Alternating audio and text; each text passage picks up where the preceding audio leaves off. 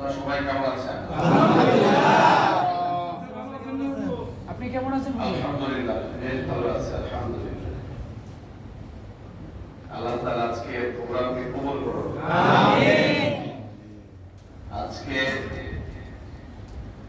বাংলাদেশ খেলাফত মজলিস কর্তৃক আয়োজিত ইসলামী প্রোগ্রামে আমরা এই সিরাতুন নবী সাল্লাল্লাহু আলাইহি ওয়াসাল্লাম মাহফিলে নবী করিম সাল্লাল্লাহু আলাইহি ওয়াসাল্লামের জীবন থেকে খুব সার সংক্ষেপ কিছু চুম্বক কথা আমরা গ্রহণ করবো ইনশাআল্লাহ।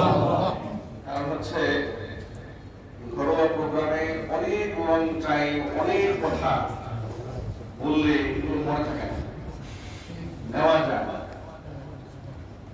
যদি অনেক লং টাইম কথা বললে নেওয়া যেত তাহলে কোরআন একসাথে 30 বার নাযিল হয়ে যেত। সূরাতুল আনজালনাহা ওয়া ফারাকনাহা, কোরআনে কারীমের আয়াত আল্লাহ নাযিল করেছেন ভিন্ন ভিন্ন স্তরে স্তরে, যেখানে যতটুকু প্রয়োজন নাযিল করেছেন। কারণ যেখানে যতটুকু প্রয়োজন, ক্লাসও যখন হয় তখন ক্লাস 40 মিনিটের উপর হয় না। এটাই মোর সায়েন্টিফিক বিজ্ঞান সম্মত। কারণ মানুষের মস্তিষ্ক এর থেকে বেশি ধারণ করতে পারে না, মনে থাকে না। নবী করিম সাল্লাল্লাহু আলাইহি সাল্লামের 30 বছর নবুয়তের জীবনটা এতটা বিস্তীর্ণ, আল্লাহ তাআলা আল্লাহর হাবিব সাল্লাল্লাহু আলাইহি সাল্লামকে 30 বছরে যা উপহার দিয়েছিলেন এগুলো 23,000 বছর বলেও শেষ করা যাবে না। এটাই তার মুজিজা। 23 বছরে তিনি যা পেয়েছেন 23,000 বছর বিশ্লেষণ করেও এটার পরিণা করে শেষ করা যাবে না। এটা এক মহা সমুদ্র। কারণ নবী করিম সাল্লাল্লাহু আলাইহি সাল্লামের জীবনটাই হচ্ছে কোরআনে কারীমের বাস্তব নমুনা। কোরআন সম্পর্কে তো সুস্পষ্ট বলা এসেছে, ইন্না আনজালনা মা হাদাল কোরআন আলা জাবালিন লারাআইতাহু খাশিআন মুতাসাদ্দিআন মিন খাশিয়াতিল্লাহ। যে পাহাড়ের উপর নাযিল করলে পাহাড় জন্য কিছু বলে। কোরআনে কারীমের আয়াত লিখতে গিয়ে ব্যাখ্যা বিশ্লেষণ করতে গিয়ে সমুদ্রের পানি শেষ হয়ে যাবে, গাছগুলো শেষ হয়ে যাবে, লেখা শেষ হয়ে যাবে। তারই বাস্তব নমুনা তো মুহাম্মদ সাল্লাল্লাহু আলাইহি ওয়াসাল্লামের জীবনে। এই জন্য নবী করিম সাল্লাল্লাহু আলাইহি ওয়াসাল্লামের জীবনের অসংখ্য শিক্ষার ভেতর থেকে আমরা আজকে শুধুমাত্র কেবলমাত্র একটি শিক্ষা নিয়ে কথা বলবো। আমরা বলি ইনশাআল্লাহ। আল্লাহ পাক যেন আমাদেরকে খুব সার সংক্ষেপে মুলাখাস খায়রুল কালামি মা আল্লাহ ওয়া দাল্লা, অল্প কথায় বেশি বোঝাতে পারি, বুঝতে পারি, সেই তৌফিক আল্লাহ আমাদেরকে দান করুন। আমিন। আলহামদুলিল্লাহ আলহামদুলিল্লাহ নাহমাদুহু ওয়া নাস্তাঈনুহু ওয়া নাস্তাগফিরুহু ওয়া নু'মিনু বিহি ওয়া নাতাওয়াক্কালু আলাইহি ওয়া নাউযু বিল্লাহ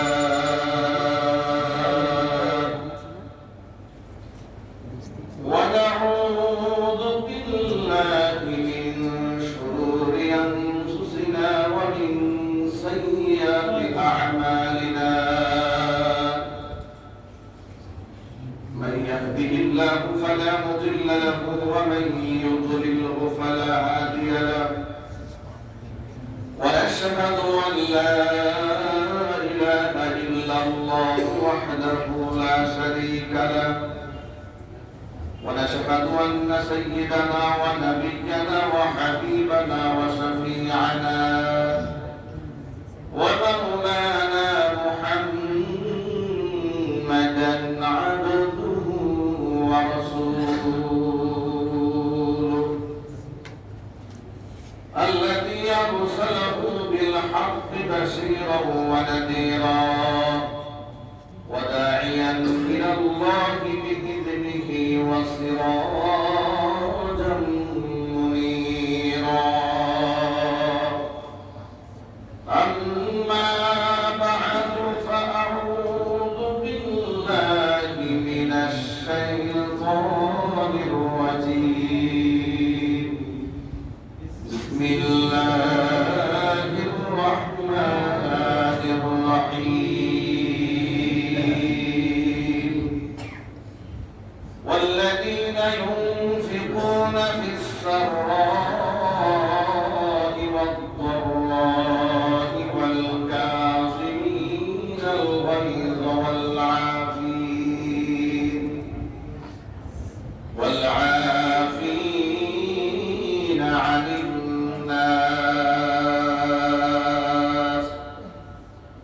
إن الله يحب المحسنين. وقال تعالى في شان حبيبه ومحبوبه آمرا ومخبرا إن الله وملائكته يصلون على النبي يا أيها الذين آمنوا صلوا عليه وسلموا تسليما. اللهم صل على محمد وعلى آل محمد كما صليت على إبراهيم وعلى آل إبراهيم إنك حميد مجيد. اللهم بارك على محمد وعلى آل محمد كما باركت على إبراهيم وعلى آل إبراهيم إنك حميد مجيد. মহান আল্লাহ রাব্বুল আলামিনের দরবারে আলিশানে লাখো কোটি শুকরিয়া আদায় করছি যে মহান আল্লাহ রাব্বুল আলামিন মুসলিম উম্মাহ চরম ক্লান্তির লগ্নে হাজারো প্রতিকূলতাকে উপেক্ষা করে নবী করিম সাল্লাল্লাহু আলাইহি ওয়াসাল্লামের ভাষায় এই মাহে রবিউল আউয়াল পৃথিবীর শ্রেষ্ঠ জায়গা আল্লাহর ঘর মসজিদে ইশারের নামাজের পরে বা আজমত বা মহব্বত বসে কোরআন সুন্নাহ থেকে নবী করিম সাল্লাল্লাহু আলাইহি ওয়াসাল্লামের সিরাত থেকে আলোচনা করার আলোচনা শোনার সুবর্ণ সুযোগ যে আল্লাহ তাআলা তৈরি করে দিয়েছেন সেজন্য আপনারা খুশি না বেজার? কম না বেশি? হৃদয়ের সবটুকু ভালোবাসা উজাড় করে শ্রদ্ধা জড়িত কণ্ঠে মহান মুনিরের শেখানো ভাষায় শুকরিয়া আদায় করছি। জবান ছেড়ে দিয়ে সকলে একযোগে বলছি আলহামদুলিল্লাহ। রব্বানা লাকাল হামদ হামদান কাসীরা তাইয়িবান মুবারাকান ফীহি ইয়া রাব্বি লাকাল হামদু কামা ইয়ানবাগি বিজালালি ওয়াজহিকা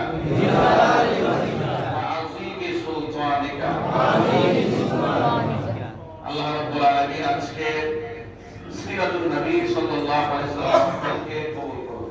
আমিন। মসজিদকে আল্লাহ তাআলা কবুল করুন। আমিন। মসজিদ কমিটির সভাপতি, সেক্রেটারি, সদস্যবৃন্দ, মুহিব্বিন, মুতাআল্লিকিন, সংশ্লিষ্ট সকল ব্যক্তিবর্গকে আল্লাহ মাফ করুন। আমিন। অত্র এলাকার সমস্ত মুর্দেগানের কবরে আযাব আল্লাহ তাআলা কিয়ামত পর্যন্ত বন্ধ করে দিন। আমিন।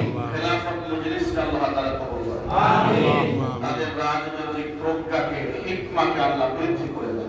আমিন। তাদের গ্রহণযোগ্যতা সমাজের মধ্যে আল্লাহ পাক বাড়িয়ে দেন। আমিন। কাল কিয়ামতের কঠিন ময়দানে আজকের এই মজলিস আল্লাহ তাআলা আমাদের সকলের নাজাতের জরিয়া হিসেবে কবুল করুন। আমিন।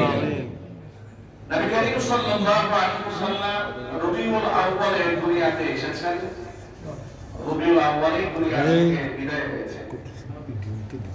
দুনিয়াতে নবী করিম সাল্লাল্লাহু আলাইহি ওয়াসাল্লাম রবিউল আউয়ালে এসেছেন, এই ব্যাপারে ঐতিহাসিকদের মধ্যে, মুহাদ্দিসদের মধ্যে মতবিরোধ রয়েছে। সিরাতের কিতাবে তার বিস্তর আলোচনা আছে, কিন্তু রবিউল আউয়ালে রাসূল ইন্তেকাল হয়েছে এই ব্যাপারে কোনো ইখতিলাফ নেই, কোনো মতবিরোধ নেই।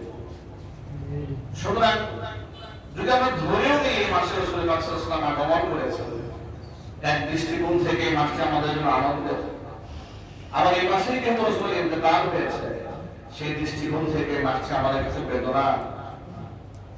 নবী করিম সাল্লাল্লাহু আলাইহি ওয়াসাল্লামের জীবন থেকে নেওয়া প্রত্যেকটি অংশ আমাদের জন্য আদর্শ, কারণ আল্লাহর হাবিব সাল্লাল্লাহু আলাইহি ওয়াসাল্লামের পুরো জীবনটা হচ্ছে 30 পারা কোরআনের বাস্তব নমুনা। আয়েশা রাদিয়াল্লাহু তাআলা আনহাকে প্রশ্ন করা হয়েছে, কাইফা কানা খুলুকুন নবী সাল্লাল্লাহু আলাইহি ওয়াসাল্লাম, রাসূলের চরিত্র কেমন ছিল? আয়েশা বলেছেন, আলা তাকরাউল কোরআন, তোমরা কোরআন পড়ো না? তারা বলেছে, নিশ্চয় আমরা কোরআন পড়ি। তিনি বললেন, খুলকুহু আল কোরআন, মুহাম্মদ সাল্লাল্লাহু আলাইহি ওয়াসাল্লামের চরিত্র হচ্ছে 30 পারা কোরআনের বাস্তবতা। সুবহানাল্লাহ। সুতরাং আল্লাহ নবী সাল্লাল্লাহু আলাইহি ওয়াসাল্লামকে আল্লাহ পাক এত বেশি গুণ দান করেছিলেন, পৃথিবীর নিঃসন্দেহে আশরাফুল মাখলুকাত মানুষ, মানবদের মধ্যে শ্রেষ্ঠ নবীগণ, নবীদের মধ্যে শ্রেষ্ঠ নবীনা মুহাম্মদ রাসূলুল্লাহ সাল্লাল্লাহু আলাইহি ওয়াসাল্লাম। জবরদস্তি করে, বল প্রয়োগ করে, ক্ষমতায়ন করে, মানুষের মনে আঘাত দিয়ে এই পৃথিবীব্যাপী নবী করিম সাল্লাল্লাহু আলাইহি ওয়াসাল্লাম এই গ্রহণযোগ্যতা লাভ করেন। উদারতা, ভালোবাসা, ক্ষমা দিয়ে গোটা বিশ্ববাসীর মন তিনি জয় করেছে। যার দরুন অমুসলিমরা পর্যন্ত পৃথিবীর মহামনীষীদের বই জীবনে লিখতে গিয়ে মুহাম্মদ সাল্লাল্লাহু আলাইহি ওয়াসাল্লামের নামটা সবার আগে ইচ্ছায় কিংবা অনিচ্ছায় বাস্তবতার নিরিখে স্বীকৃতি দিয়ে সর্বপ্রথম উল্লেখ করতে বাধ্য হয়েছে। মাইকেল ছাদ দা 100 বই লিখেছিলেন, ওটা পৃথিবীর 100 মনীষীর জীবনী রচনা করেছিলেন। খ্রিস্টান হয়ে তার নবী ঈসা আলাইহিস সালামের জীবনী তিনি 6 নম্বরে লিখেছিলেন, মুহাম্মদ সাল্লাল্লাহু আলাইহি ওয়াসাল্লামের জীবনী 1 নম্বরে তুলে এনেছিলেন। তাকে প্রশ্ন করা হয়েছিল, আপনি তো খ্রিস্টান, আপনি আপনার নবীর নাম 6 নম্বরে দিয়ে মুহাম্মদ সাল্লাল্লাহু আলাইহি ওয়াসাল্লামের নাম আপনি প্রথম দিলেন কেন? তিনি বললেন, পৃথিবীর মধ্যে এক মহামানব তিনি, যার পায়ের নখ কাটা থেকে শুরু করে চুল কাটা পর্যন্ত, রাতের আধার থেকে দিনের আলো পর্যন্ত, সকাল থেকে সন্ধ্যা পর্যন্ত, সন্ধ্যা থেকে আবার সকাল পর্যন্ত গোটা জীবনী এমন ভাবে সংরক্ষিত হয়েছে, পৃথিবীর কোন ব্যক্তির জীবনী এভাবে সংরক্ষিত হয়। আমি যদি তাকে এই বাস্তবতাকে উপেক্ষা করে, স্বজনপ্রীতি করে, পার্সিয়ালিটি করে, আসামিয়াত গালব হওয়ার কারণে আমি আমার নবীর নামটা প্রথমে দিলাম, মুহাম্মদ সাল্লাল্লাহু আলাইহি ওয়াসাল্লাম নামটা পেছনে দিলাম, পৃথিবীর ঐতিহাসিক এবং মুহাদ্দিসিন যারা, ইতিহাসের পাঠক, ছাত্র, গবেষকরা সারা জীবন আমাকে মিথ্যাবাদী বলে। আমি এই তকমা নিতে চাই না, আমি সত্যকে স্বীকার করতে বাধ্য হচ্ছি। আমি খ্রিস্টান হলে এই স্বীকৃতি প্রদান করছি, ওটা পৃথিবী এই গোটা পৃথিবী মহাশূন্য থেকে শুরু করে জমিন পর্যন্ত, আসমান, জমিন, লৌহ, কলম, চাঁদ, সূর্যের মধ্যে তার চাইতে সম্মানিত ব্যক্তি আমি। এই শ্রেষ্ঠত্বের মর্যাদার আসনে আল্লাহ পাক তাকে পৌঁছে দিয়েছিলেন তার গুণের কারণে, সিফাতের কারণে, আওসাফের কারণে। এই রবিউল আউয়াল মাস যখন আসে, আমাদের বাংলাদেশে বাকবিতণ্ডা শুরু হয়, মুসাবাকা শুরু হয়, মারামারি শুরু হয়, ঝগড়া শুরু হয়, বিবাদ শুরু হয়, গালিগালাজ শুরু হয়, তুচ্ছ তাচ্ছিল্য, ব্যঙ্গ বিদ্রুপ শুরু হয়। একদলকে ব্যঙ্গ বিদ্রুপ করে, আশিকে রাসূল বলে মানুষকে গালিগালাজ করে। কেমন আশিকে রাসূল? রাসূল প্রেমে উদ্বুদ্ধ হয়ে মানুষকে গালি দিচ্ছে। নাউযুবিল্লাহ পড়েন। এর চেয়ে হাস্যকর কথা আছে? মুহাম্মদ সাল্লাল্লাহু আলাইহি ওয়াসাল্লামের মহব্বতে উদ্বুদ্ধ হয়ে উনি মানুষকে আঘাত করছেন, গালমন্দ করছেন, এমনকি সম্মানিত আলেমদের সম্পর্কে বেমানান কথাবার্তা বলছেন। মুহাম্মদ সাল্লাল্লাহু আলাইহি ওয়াসাল্লামের মহব্বত উদ্বুদ্ধ হয়। এর দ্বারা বোঝা যায় আসলে তিনি মুহাম্মদ সাল্লাল্লাহু আলাইহি ওয়াসাল্লামের সুন্নাতে উদ্বুদ্ধ হননি, মহব্বতে উদ্বুদ্ধ হননি। শাহওয়াতুন নাফস, সে নফসের গোলামি করে নিজের জেদ মেটানোর জন্য যা খুশি তাই বলে বেড়াচ্ছে। নাম দিয়েছেন আশিকে রাসূল। দুদিন আগে দেখেছি উপমহাদেশের শ্রেষ্ঠতম শেখুল হাদিস এবং গ্রহণযোগ্য আলেম, আমার উস্তাদ, যিনি আমাদেরকে বুখারী আউয়াল পড়িয়েছেন, মুফতি আব্দুল মালিক হাফিজাহুল্লাহ, বাইতুল মুকাররমের খতীব, তার ব্যাপারে জনক এক আলোচনা। তিনি যে সমস্ত শব্দগুলো উল্লেখ করেছেন, এটা আপত্তিকর শব্দ। একজন আলেম হয়ে একজন আলেমের ব্যাপারে মানুষ বলে কি করে? আমার তো মাথায় ধরে না। ধরুন কোন একটা বিষয়কে মতবিরোধ থাকতে পারে, ইখতিলাফ থাকতে পারে, ঠিক কিনা জোরে বলুন?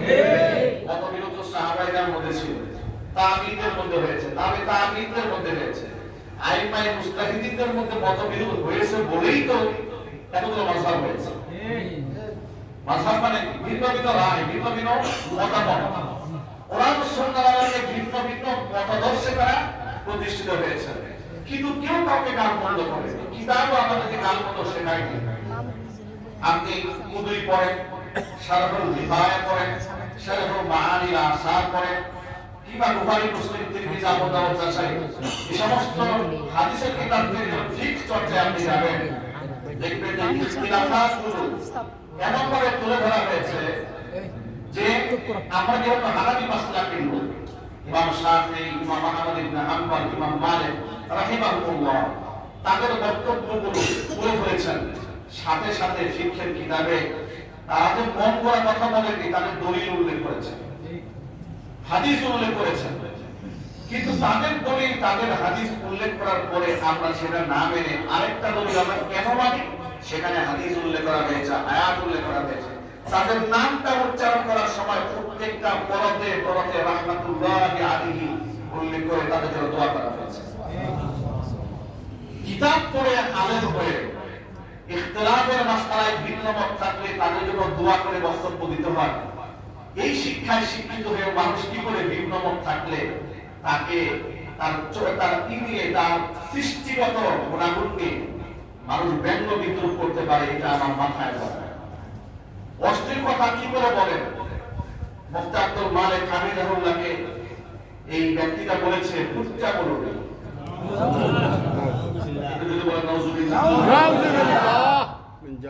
দেখে বলেছে যে তাকে দেখে নাকি ফকিরের বাচ্চার মতো লাগে। আমার তো মুফতি আব্দুল মালিক হামিদাহুল্লাহর চেহারা দেখলে ইতিহাসের পাতা থেকে লুকমান হাকিমের কথা মনে হয়। কেন? মুফতি আব্দুল মালিক হামিদাহুল্লাহ দেখতে খাটো মানুষ, জাহেদ, ফির দুনিয়াতে এমন একটা সাদাসিধা জীবন যাপন করেন তিনি, যার মধ্যে কোনো অহংকার বলতে কিছুই নাই। এত বড় আলিম হওয়ার পরে নিজেকে তিনি কিছুই মনে করেন না। সুবহানাল্লাহ। তিনি ঈদে মিলাদুন নবীর জশ্নে জুলুসের মিছিল করে তিনি তার বয়ানের মধ্যে বলেছেন যে এর কোনো শরীয়তের দলিল নেই। এই কথা বলার অপরাধে বাস তাকে উচ্চ মুরব্বী, খাটো মুরব্বী, ফকিরের বাচ্চা, দেলিম কালাম নাই, মিসকিনের মতো লাগে, এই ধরনের শব্দগুলো ব্যবহার করে করে কটাক্ষ করেছে। চিৎকার বলেন তারা করেছে, তারা আমাদের ৮০ বছর দাবি করে বসে আছে। এই ধরনের একজন আলেমকে কোনো কাফিরও তো এমন কথা বলে না। ঠিক না? মুনাফিক নামে এই ধরনের কথা উচ্চারণ করে না। ইসলামের জঘন্যতম দুশমন যারা, তারাও তো আলেমদের সামনে এই শব্দ ব্যবহার করে না, যে শব্দ এই নাম ধরে আলেম ব্যবহার করেছে। ঠিক না? ওনাকে দেখলে আমার লুকমান হাকিমের কথা কেন মনে পড়ে? শুনে লুকমান হাকিম দেখতে কালো মানুষ ছিলেন, খাটো মানুষ ছিলেন, ঠোঁট মোটা, দাঁত ধবধবে সাদা। বুঝলি কালো মানুষ দেখলে যেরকম হয়। কিন্তু লুকমান হাকিমের যে বদলে সে তার সাথে আব্দুল মালিক হাফিজাহুল্লাহ চেহারা অনেক সুন্দর, মাশাআল্লাহ। চেহারার মধ্যে একটা মাসুম একটা ভাব, নিষ্পাপ একটা ভাব তার চেহারার মধ্যে ফুটে উঠেছে। সুবহানাল্লাহ। কেন মনে হলো? শোনেন কোন দিক থেকে মিলালেন। লুকমান হাকিমকে আল্লাহ তাআলা এত বেশি ইলম দান করেছিলেন, কোরআনে কারীম আল্লাহ পাক তার প্রশংসা করে বলেছেন, ওয়ালাকাদ আতাইনা লুকমানাল হিকমা, আমি আল্লাহ তাআলা লুকমানকে হিকমত দান করেছিলাম। এমন প্রজ্ঞা আল্লাহ পাক তাকে দান করেছিলেন যে আল্লাহ পাক এই পৃথিবীর মানুষকে নসিহত করতে গিয়ে পৃথিবীর কোন মানুষের কাছ থেকে কথা ধার করে নসিহত করতে হবে তার কোনো প্রয়োজন আল্লাহ পাকের নাই।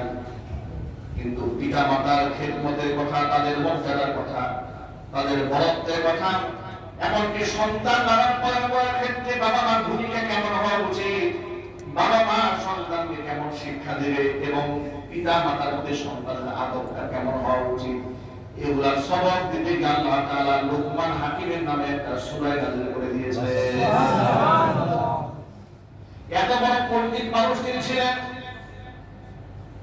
তিনি কৃতদাস ছিলেন, গোলাম ছিলেন। লোকমান হাকিমের মুরিদ একদিন লোকমান হাকিম দেখে বলে, লোকমান চাল চলন থেকে জ্ঞানী মনে হয়, বুদ্ধিমান মনে হয়, বুদ্ধি আর জ্ঞানটাকে যাচাই করার জন্য তিনি একদিন লোকমান হাকিমকে দেখে বলে, লোকমান আসো, একটা ছাগল জবাই করো। ছাগল জবাই করে এই প্রাণীর সবচাইতে নিকৃষ্ট দুটা অঙ্গ কেটে আমার সামনে হাজির করে দাও। লোকমান হাকিম ছাগল জবাই করেন, ছাগলের অঙ্গ প্রত্যঙ্গ থেকে সর্বনিকৃষ্ট দুটা অঙ্গ কেটে মনিবের সামনে হাজির করে দিলেন। মনিব তাকায় দেখেন হযরত লোকমান হাকিম তার সামনে ছাগলের জিহ্বা আর ছাগলের হাড় কলিজা কেটে নিয়ে এসেছে। লোকমান হাকিম এই আচরণ করার পরে লোকমান হাকিমের মনিব বুঝতে পারলেন তার জ্ঞানের গভীরতা কত বেশি। সবচেয়ে নিকৃষ্ট অঙ্গ বলতে তিনি তার জিহ্বা এবং হাড়কে বুঝিয়েছেন। কয়েকদিন যাওয়ার পরে আবার লোকমান হাকিমকে ডেকে মনিব বলছেন, তুমি আরেকটা ছাগল জবাই করো। জবাই করার পরে এই ছাগলের সবচেয়ে উৎকৃষ্ট মানের দুটা অঙ্গকে আমার সামনে হাজির করে দাও। এবার লোকমান হাকিম আরেকটা ছাগল জবাই করে দুটা অঙ্গকে সামনে নিয়ে আসলো। তিনি দেখতে পেলেন নিকৃষ্ট অঙ্গ কাটার কথা বললেন, যে দুটা অঙ্গ কেটে এনে দিয়েছিলেন, উৎকৃষ্ট অঙ্গের কথা বলার পর তিনি একই অঙ্গ দুটো কেটে সামনে দিয়েছে। জিজ্ঞেস করলেন, ব্যাপারটা বুঝলাম না, তোমাকে বললাম নিকৃষ্ট অঙ্গ কাটতে, তুমি জিহ্বা আর কলিজা কেটে নিয়ে আসো। আবার বললাম সবচেয়ে ভালো অঙ্গ কেটে নিয়ে আসো, তুমি এই দুটোই নিয়ে আসো। কারণটা যে দুটো অঙ্গ নিকৃষ্ট সেটা আবার উৎকৃষ্ট হয় কি করে? লোকমান হাকিম বললেন, মনিব শুনুন, দেহের মধ্যে এই দুটো অঙ্গ এতটা গুরুত্বপূর্ণ, যদি এই দুটো অঙ্গ প্রত্যঙ্গ আরো ভালো হয় তার চাইতে উৎকৃষ্ট পৃথিবীটা কোথায়? এখন তার জিহ্বা আর এক হতে যার অঙ্গ। আর এই দুটো অঙ্গ যদি কারো খারাপ হয় তাহলে তার চাইতে নিকৃষ্ট মানুষ আসমানে জমির উপর আর থাকে না। ঠিক এজন্য বাংলা ভাষায় প্রচলিত একটা কথা আছে, মুখেই জয় মুখেই ক্ষয়। স্বৈরাচারী হাসিনা মুখেই ক্ষয় হয়েছে। রাজাকারের বাচ্চা বলে গালি দিয়েছিল না, নাতিপুতি বলে গালি দিয়েছে না, মুখেই ওর ক্ষয় হয়েছে। ঠিক কিনা বলেন? ওই যে ডাকসু নির্বাচনে মুখে ওদের ক্ষয় হয়েছে।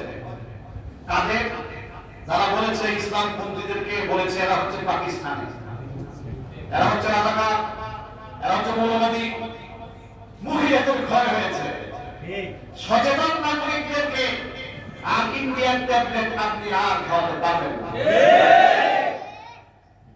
যারা ইন্ডিয়ান ট্যাবলেট এদেশে ফেরি করে বেড়াতো, এদেশে তাওহীদি মুসলমানরা এদেরকে প্যাকেট করে হেলিকপ্টারে উঠে রাজাবাবুদের কুলে উঠাই দিয়েছে। ওই কাজটা এদেশে আর চলবে না। এই পচা নান্দা ট্যাবলেট নিয়ে মাঠে যেই নামবে জুতার বাড়ি সেই খাবে। একদম পরিষ্কার। ঢাকা ইউনিভার্সিটিতে হিসাব নিয়ে ওরা কটাক্ষ কম করে নাই। বিগত জীবনে ইউনিভার্সিটির পদ্মানিশীল মেয়েদেরকে পরীক্ষার হলে যেন পদ্মা করে ঢুকতে না পারে আইন করে দিয়েছে, মুখ খুলে ঢুকতে হবে। এভাবে আমার পদ্মানিশীল বোনদেরকে ওরা কষ্ট দিয়েছে। দাড়ি টুপি পাঞ্জাবি জুব্বা পরা মানুষগুলো ইউনিভার্সিটিতে লেখাপড়া করলে তকমা দিয়েছে এ জামাত, এ শিবির, এ রাজাকার, এ আলবদর, এ জঙ্গি সংগঠনের লোক ইত্যাদি কথা বলে ইসলাম পন্থীদেরকে আঘাত করেছে। এমনকি ভালো একটা সাবজেক্টে বিশ্ববিদ্যালয়ে ইসলাম পন্থীদেরকে পড়তেও দেয়। যদি ব্যাকগ্রাউন্ড মাদ্রাসা থেকে আসছে, দেখা যায় তো সে কোথা থেকে এসেছে, ব্যাকগ্রাউন্ড মাদ্রাসা থেকে এসেছে, তাকে পলিটিক্যাল সায়েন্স নিয়ে পড়তে দেওয়া হবে না, তাকে ম্যাথমেটিক্স নিয়ে পড়তে দেওয়া হবে না, তাকে ইংলিশ ডিপার্টমেন্টে দেওয়া হবে না, ইংরেজিতে অনার্স মাস্টার তাই করতে দেওয়া হবে না। কি করবে? ইসলামিক স্টাডিজ মানে তুই মাদ্রাসা থেকে আসছো, তুমি রাজনীতিবিদ হয়ে কি করবে? তুমি ভবিষ্যতে ডিসিএসপি ওসি হয়ে যাবে, আমাদের সর্বনাশ, আমাদের চুরি করা বন্ধ হয়ে যাবে। এইভাবে বৈষম্য করা হয়েছে মাদ্রাসা শিক্ষার্থীদের সাথে। আল্লাহ পাকের কি ফয়সালা? জুলাই মাসের বিপ্লব সাধিত হলো, যাদেরকে সারা জীবন রাষ্ট্রের বোঝা বলে সন্ত্রাস, জঙ্গি, মৌলবাদী, দেশের শত্রু, রাষ্ট্রের শত্রু, নারীদের শত্রু বলে বলে কটাক্ষ করেছে। এমনকি তামান্না নামক যে মন্ত্রী বোরকা এবং হিজাব করে পর্দা করে ডাকসু নির্বাচনে প্রার্থী হওয়ার কারণে পদ্মাবেশীর সেই মা সেই বোনটার মাথার মধ্যে শিং লাগিয়ে পোস্টার বানিয়ে রাস্তায় ছাড়ায় লোকমান হাকিম তিনি বললেন, লোকমান হাকিম বললেন মনে শোনেন, জিহ্বা এমন একটা অঙ্গ আর হাত এমন একটা অঙ্গ, এই দুটা অঙ্গ যদি কারো ভালো হয় দেহের মধ্যে এর চাইতে দামি অঙ্গ আর থাকে না, আর এটা যদি খারাপ হয়ে যায় দেহের মধ্যে এর চাইতে নিকৃষ্ট অঙ্গ আর থাকে না। কত গভীর জ্ঞানের অধিকারী আল্লাহ পাক লোকমান হাকিমকে বানিয়েছে। কারণ মানুষ এক বক্তৃতা মঞ্চে তাকে উল্লেখ করে একজন বলছে, কি কালো মিষ্টি মানুষ, ছোটগুলো মোটা মোটা। লোকমান হাকিম কথার জবাব দিয়ে বললেন, হে আল্লাহর বান্দা, আমার বাহিরের চামড়াটা কালো হলেও আমার অন্তরটা আল্লাহ তাআলা আয়নার মতো স্বচ্ছ করে দিয়েছে।